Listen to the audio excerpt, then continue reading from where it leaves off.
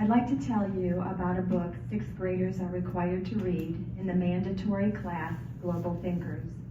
I already told you about the book Harbor Me, which uses emotional stories to manipulate children's feelings with the ideologically motivated lie that whites in America are racists who systemically victimize blacks and other groups.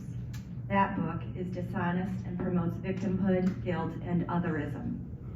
The book New Kid tells the story of a 7th grade black boy who moves to a new school which is described as not diverse. In New Kid, whites' vacations are to Hawaii, Aspen, Vail, second homes, and a charter on the space shuttle. Black kids don't take vacations, but have to suffer through whites talking about theirs. A white family that goes to Greece is contrasted with a black family that can't afford Greek yogurt. Whites get the latest video games.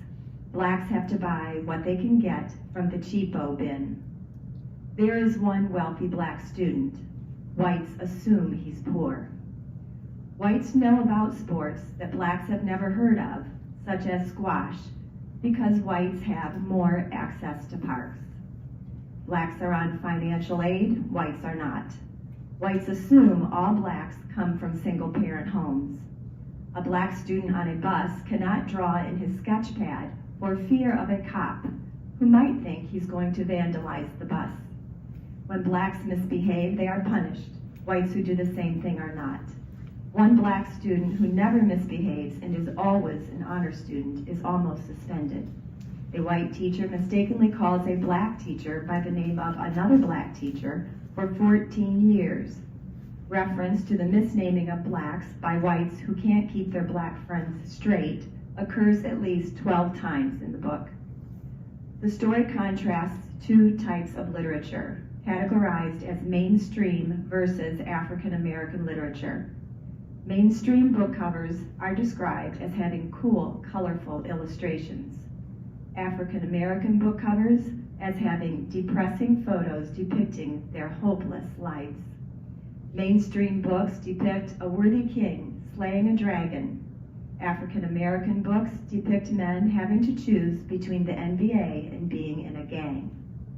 Heroes in mainstream books live in a magical kingdom in a stable home with king as father and the desire to live better.